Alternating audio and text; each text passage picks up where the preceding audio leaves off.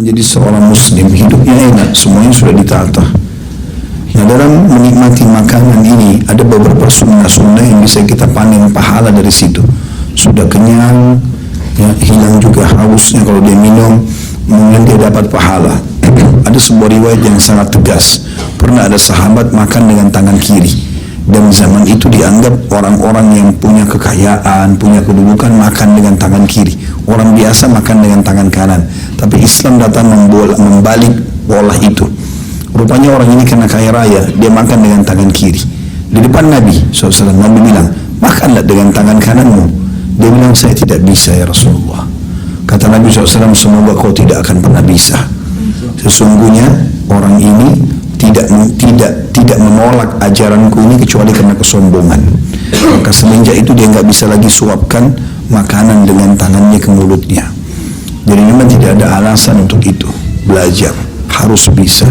Tangan kanan penting, tangan kiri, bahkan dikatakan Nabi SAW suka mendahulukan kanan dalam segala kegiatannya, kecuali dalam hal bersuci.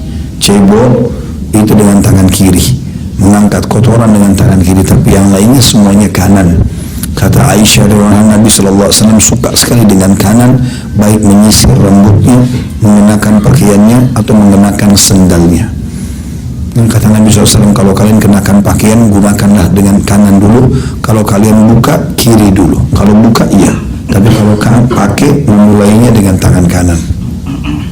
Makanya jangan dianggap remeh teman-teman. Dan ingatkan teman-teman di kantor, kalau lagi minum, lagi makan dengan tangan kiri. Bahkan kadang-kadang di pengajian, sering kami lihat itu.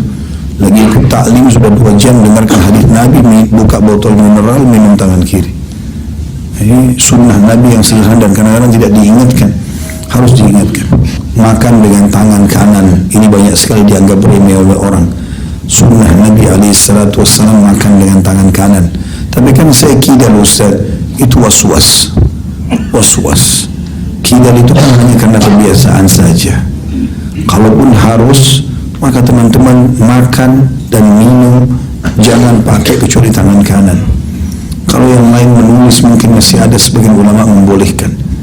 Karena saya lihat subhanallah, kalau orang bilang itu karena dominasi akal kiri, otak kanan, ini istilah. Tapi dalam syariat tidak seperti itu. Karena saya melihat Allah karuniakan saya beberapa orang anak. Subhanallah, saya lihat anak-anak ini hampir semua sama. Bukan cuma anak-anak saya, anak-anak juga teman-teman yang saya kenal.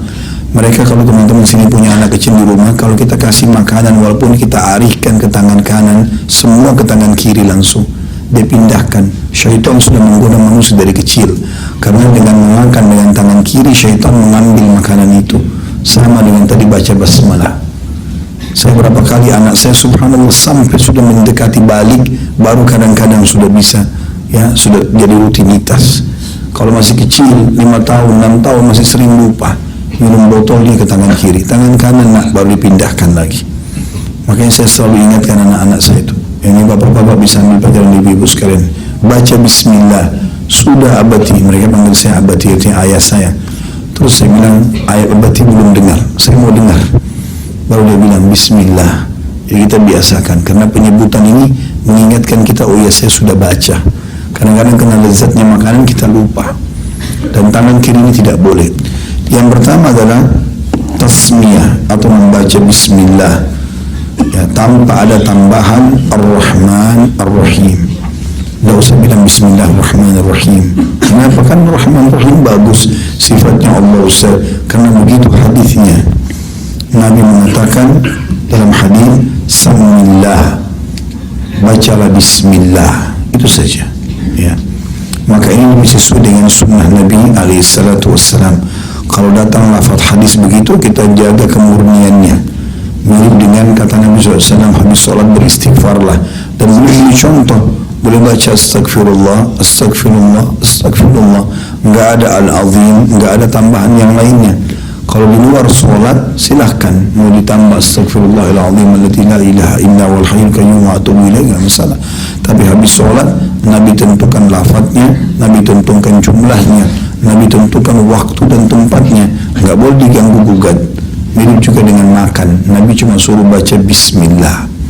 Dan dalam mengucapkan ini, usahakan terdengar oleh diri kita sendiri. Karena kalau kapan kita tidak membaca, maka syaitan akan mengambil makanan itu. Ya, dan kita tidak boleh membiarkan syaitan mencuri makanan kita. Sampai kata Nabi SAW, kalau makanan kalian jatuh di lantai, selama itu bukan cairan, bukan jatuh di tempat yang najis, ya, bersihkanlah, makanlah, dan jangan biarkan sedikit pun buat syaitan. Ya, dalam hadis yang lain kata Nabi SAW, siapa yang kalau makan baca bismillah, syaitan di sebelahnya menjadi kecil, ya seperti kecilnya lalat, atau tidak punya kekuatan. Juga dalam hadis yang lain, siapa yang membaca bismillah pada saat mau makan, syaitan akan berkata pada teman-temannya di sekitar rumah itu, tidak ada makan malam buat kalian, atau tidak ada makanan buat kalian. Artinya dengan tanpa membaca bismillah, syaitan bisa mengambil manfaat dari makanan tersebut.